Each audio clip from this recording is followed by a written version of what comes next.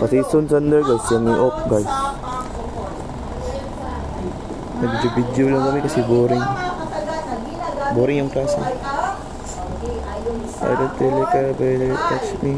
Hello. You can hold my hands if no one's. Do you like it? And I away.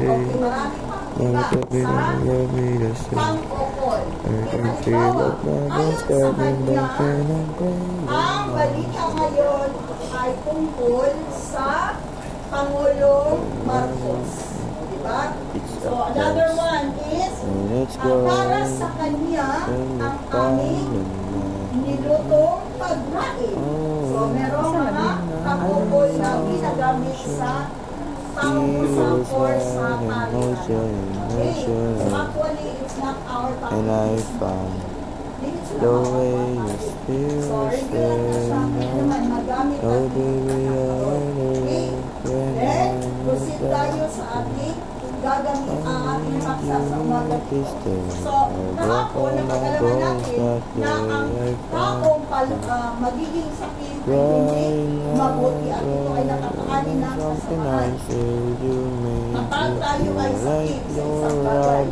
Pero, ang pagkakaroon ng kayamanan at kasaganahan ay hindi masama, diba? Hindi man doon ang masama, di ba doon ang lakin? Kung ito ay makamit sa pamagitan ng kasipagan at pagpupunyag. Diba?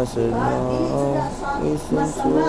Kung tayo ay nakakamit o nagkaroon ng kayamanan at kasi ay kasaganaan. Hindi sila sa mali. Basta, ang ako ang paggamit, ito ay sa pamamagitan ng kasipagan at sa pagpupunyag or pagsisikap. So, ito ay nakakasama kung ito ay bunga ng kasakiman at pananamanhala.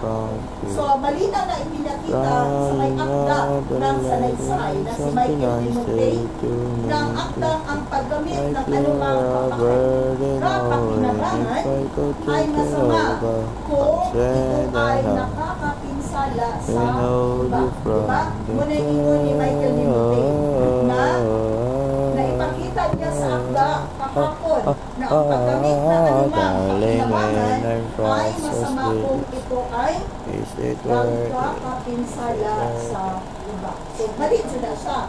Kana kumbaga ba, akong gitumban ang iyang kapinod. Okay. So, dito, boring. sa ating pagkakasawit ka at pinamatika ang paggamit ng angkop na may pahayag sa pagbibigay ng sariling pananaw sa pahina 61. Sa pahina 61, 61, ang paggamit ng angkop na may pahayag sa pagbibigay ng sariling pananaw. So maraming nagaganap sa ating paligid na minsan hindi natin lubusang nauunawaan. Diba?